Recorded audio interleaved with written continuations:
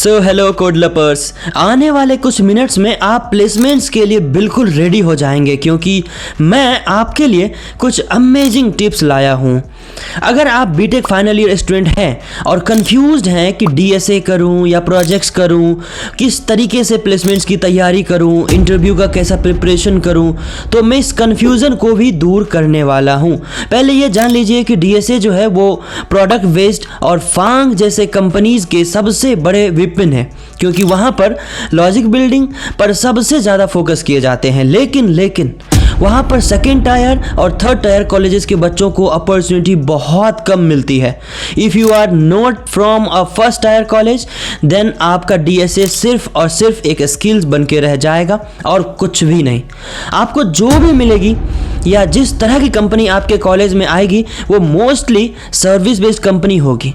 वहाँ डीएसए का मतलब है डोंट से एल्गोरिदम। वहाँ पर कंपनीज रेज्यूमे देखती है और अगर सबके रेज्यूमे शॉर्टलिस्ट हो जाएं तो भी ज़रूरी नहीं है कि आपका सिलेक्शन हो भी जाएगा। अब जिनके रेज्यूमे शॉर्टलिस्ट होगा उनके रेज्यूमे में क्या अलग बात लिखी होती है, कभी सोचा है? मैं बताता हूँ। स्किल्स और टेक नॉलेज लगभग सबका सेम ही होता है। एज अ फ्रेशर कॉलेज में सिर्फ 1% स्टूडेंट्स ही एक्स्ट्रा टेक स्किल्स सीखते हैं। ऐसे में जो सबसे बड़ी चीज़ आपको भीड़ से अलग बनाती है वो है आपके प्रोजेक्ट्स। और प्रोजेक्ट्स के टॉपिक्स और आइडियाज सब अलग अलग होते हैं, ये सेम नहीं होगा किसी का। यहाँ पर जितनी ज़्यादा क्रिएटिविटी आप दिखाएंगे उतना ज़्यादा चांस है आपके रेज्यूमे शॉर्टलिस्ट होने का। और सर्विस बेस्ड कंपनीज़ में अगर आपका रेज्यूमे शॉर्टलिस्ट हो गया तो इसका मतलब है कि जॉब 70% तक आपके हाथ में है। मैं सच बोल रहा हूँ, कई बार एज अ फ्रेशर इंटरव्यू में बात करने के लिए टॉपिक्स ही नहीं होते। इंटरव्यूअर्स के पास क्वेश्चंस तो बहुत सारे होते हैं लेकिन आपका दिमाग खाली हो जाता है और वो आपको इसी बेसिस पर निगेटिवली जज कर लेते हैं। ऐसे में एक ही चीज़ है जो आपको इंटरव्यू में ज़्यादा देर तक बैठने का मौका देगी और वो है प्रोजेक्ट्स। मैं आपको एक बोनस टिप दूं, रेज्यूमे चाहे कितने भी गंदा बना लीजिए, चाहे वो अट्रैक्टिव हो या ना हो, फ़ॉन्ट्स चाहे जैसा भी हो आपने यूज किया हो, लेकिन अगर उसमें 3 या 4 प्रोजेक्ट्स मेंशन्ड है ना तो आपका रेज्यूमे 70% कंपनीज़ में रिजेक्ट नहीं होगा। I am giving you 100% guarantee. और अपना रेज्यूमे आप MS वर्ड में मत बनाइए, कैनवा जैसे एप्लीकेशन का यूज करिए। उस पर मैंने एक वीडियो भी बनाया है जिसमें बताया है कि आप अपना पसंदीदा रेज्यूमे कैसे एडिट कर सकते हैं, वो भी सिर्फ 5 मिनट्स में यूजिंग कैनवा। डिस्क्रिप्शन में मैं उस वीडियो का भी लिंक मेंशन कर दिया हूँ। मेरे बहुत सारे फ्रेंड्स थे कॉलेज में जो प्रोजेक्ट्स को इग्नोर करते थे, प्रोफेसर से दोस्ती या उनके तलवे चाट कर अपना काम निकालते थे। कई लोग प्रोजेक्ट्स खरीद लेते थे।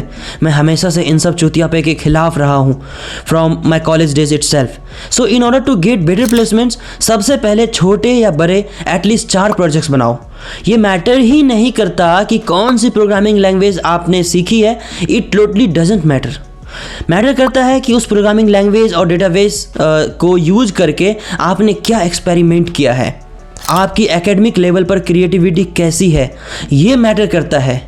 कई बार आप जब कंपनीज में स्विच भी करोगे, दूसरी कंपनी में अप्लाई करोगे या किसी और कंपनी के लिए इंटरव्यू दे रहे होंगे ना, तो उस समय आपके कंपनीज के रिलेटेड नहीं क्वेश्चन पूछेंगे कि पिछली कंपनी में आपने क्या किया, वो पूछेंगे आपके कॉलेज के बारे में कि आपने एकेडमिक लेवल पर किस किस तरह के प्रोजेक्ट्स बनाए। इस तरह से आपकी लॉजिकल स्किल्स जो है वो चेक कर सकते हैं। अब बात रही प्रोजेक्ट आइडियाज़ कहाँ से लाओगे। मैंने इस चैनल पर हज़ारों प्रोजेक्ट्स बताए हैं लेकिन आपके लिए 25 फाइनल ईयर प्रोजेक्ट्स जो वीडियो के डिस्क्रिप्शन में मेंशन कर दिए हैं, तो वहाँ से आप 3 या 4 ज़रूर सेलेक्ट कर सकते हो। And the most amazing thing is, जिस भी प्रोजेक्ट का सोर्स कोड चाहिए उस प्रोजेक्ट का नाम आप कमेंट सेक्शन में लिख दीजिए। हम जल्द से जल्द उसका सोर्स कोड भेजने की कोशिश करेंगे, वो भी बिल्कुल फ्री। लेकिन एक सेकंड, वीडियो को लास्ट तक देख लो। 4 साल बर्बाद किया है ना, ये 4 मिनट्स आपकी ज़िंदगी बदल देगा। मैं ये नहीं कह रहा कि डीएसए ना करो, लेकिन अगर फाइनल ईयर में हो और अब तक नहीं किया है डीएसए तो अब मत करो। अब सिर्फ प्रोजेक्ट्स बनाओ और बेटर प्लेसमेंट्स की तैयारी करो। एक चीज़ और जो मैटर करती है वो है कम्युनिकेशन स्किल्स।